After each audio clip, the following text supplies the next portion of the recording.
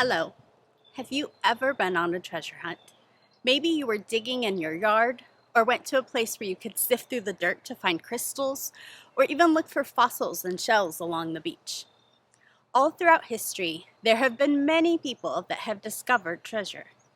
In our passage from the Bible today, the parables or stories that Jesus told both tell about treasure. But they're also very different stories. In the first one, Jesus tells us that the kingdom of heaven is like a treasure in a field. When a man found it, he hid it again and then sold everything he had to buy that field. That sounds pretty strange to us, but back then, it was pretty common to bury items of great value. It made it difficult for someone that might try to find it and keep it. So this man sells everything he has to buy the field that this treasure is in, so that he can have the treasure.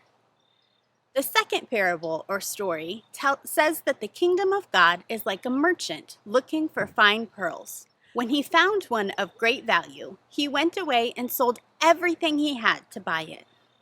A merchant is like a store owner, and since he was looking for fine pearls, we can imagine that he saw a lot of pearls and had a lot of knowledge about what made a pearl valuable.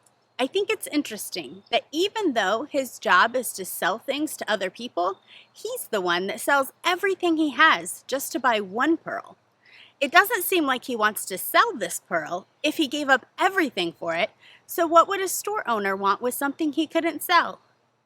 These stories are a little puzzling, but there's something pretty neat about these stories being right next to each other in the Bible. Why would Jesus tell us about a person who just stumbles onto treasure next to a story about someone that's actively searching for treasure and has a lot of knowledge about what he's searching for? I think it shows us that no matter how hard we search for treasure, whether we know or think we know all about what we're looking for, even if we are poor or rich, or if we live in America or all the way around the world, God can be found by us. God can surprise us when we least expect it, or can be found if we're really, really searching. And not just that we can find God, but that it is so wonderful and valuable that finding God is even better than dinosaur bones or gold or all the treasure in the world. I hope this week that you look for signs of God. Maybe you will discover God's creation in the beautiful colors around us as the leaves change for autumn. You might find God's love in treating somebody else with kindness. You might feel God's presence and the joy of doing an activity that you really love to do. We can all find God around us, and sometimes we can even find Him when we're not even looking.